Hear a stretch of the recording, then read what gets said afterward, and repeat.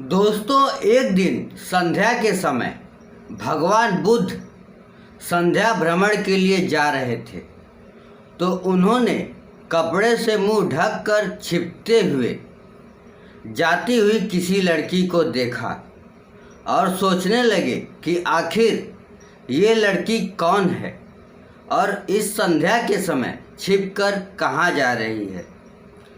और अब तो सूर्यास्त भी होने वाला है। भगवान बुद्ध ने मन में विचार बनाया कि आखिर ये लड़की चाहे जो भी हो, ये इस वक्त कहाँ जा रही है और छिपकर क्यों जा रही है, इसमें क्या रहस्य है, इसका पता लगाना चाहिए। इसलिए यही सोचकर भगवान बुद्ध भी उसके पीछे चल पड़े।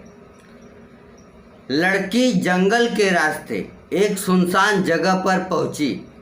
तब भगवान बुद्ध भी उसके पीछे पीछे पहुँचे। भगवान बुद्ध ने देखा कि वो लड़की किसी लड़के से बात कर रही है। भगवान बुद्ध समझ गए कि ये लड़का इस लड़की का प्रेमी है और दोनों इसी तरह छुपकर मिलते हैं। भगवान बुद्ध ने ये तो जान लिया कि ये लड़की यहाँ अपने प्रेमी से मिलने आई है, मगर अभी तक ये नहीं जान पाए थे कि ये लड़की है कौन। इसलिए वो उस लड़की के वापस आने का इंतज़ार करने लगे। जब कुछ देर बाद वो लड़की घर को वापस आ रही थी, तभी अचानक भगवान बुद्ध उसके सामने आ गए।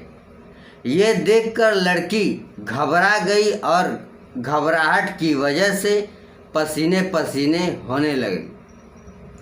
तब भगवान बुद्ध समझ गए कि शायद इस लड़की को आभास हो गया है कि इसकी चोरी पकड़ी गई। इसलिए भगवान बुद्ध ने शांत भाव से उसे उसके चेहरे से कपड़ा हटाने को कहा और उससे उसका परिचय देने को कहा। तब लड़की ने अपने चेहरे से अपना कपड़ा हटाया और अपना परिचय देते हुए कहा कि वो उस राज्य के राजा की बेटी है। इस पर भगवान बुद्ध ने उससे पूछा, क्या तुम्हारे प्रेमी के बारे में तुम्हारे पिता को या घर परिवार के किसी अन्य सदस्य को ज्ञात है? तब लड़की ने ना में सर हिलाया। इस पर भगवान बुद्ध ने उससे पुनः प्रश्न किया, अच्छा ये बताओ, जो तुम कर रही हो ये उचित है? लड़की ने पुनः ना में सर हिलाया। तब भगवान बुद्ध ने उससे कहा कि जब तुम्हें पता है कि जो तुम कर रही हो वो अनुचित है, तो क्यों कर रही हो ऐसा? तब उस लड़की ने जवाब दिया कि हम दोनों एक दूसरे से प्रेम करते हैं। तब भगवान बुद्ध ने उससे पूछा,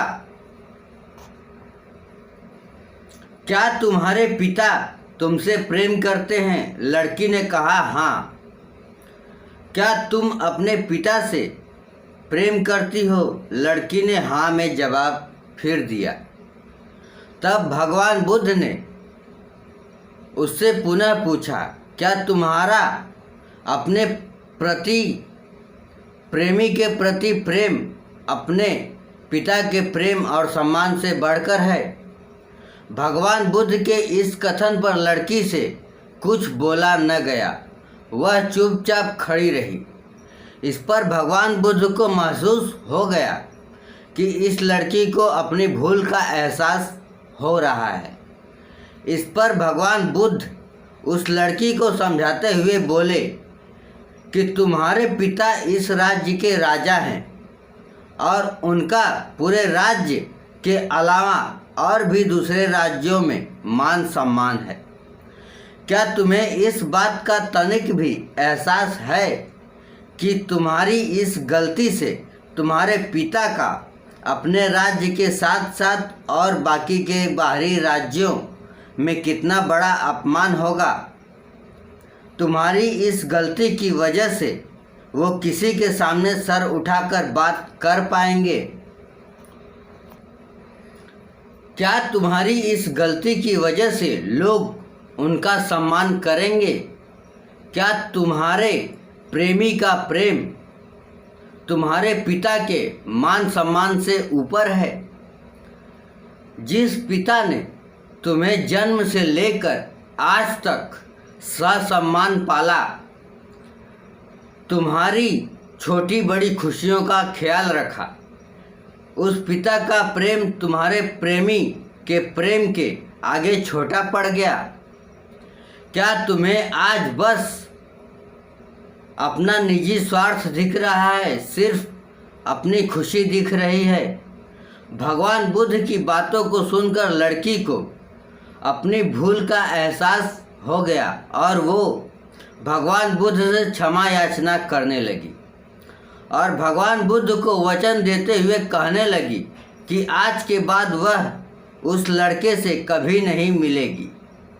उसके इस फैसले पर भगवान बुद्ध उससे प्रसन्न हो गए और उसे आशीर्वाद देते हुए अपने घर जाने को कहा और वो लड़की अपने घर यानी कि राजमहल की ओर चल पड़ी। दोस्तों, ये कहानी हमें ये सिखाती है कि हमें इस बात का एहसास दिलाती है कि हमें कोई भी कदम उठाने से पहले अपने माँ बाप और घर परिवार के मान सम्मान के बारे में अच्छी तरह से सोच विचार कर लेना चाहिए। दोस्तों, कहानी पसंद आई हो और इस कहानी से आप इंस्पायर हुए हो तो प्लीज़ हमारे चैनल को सब्सक्राइब ज़रूर करना।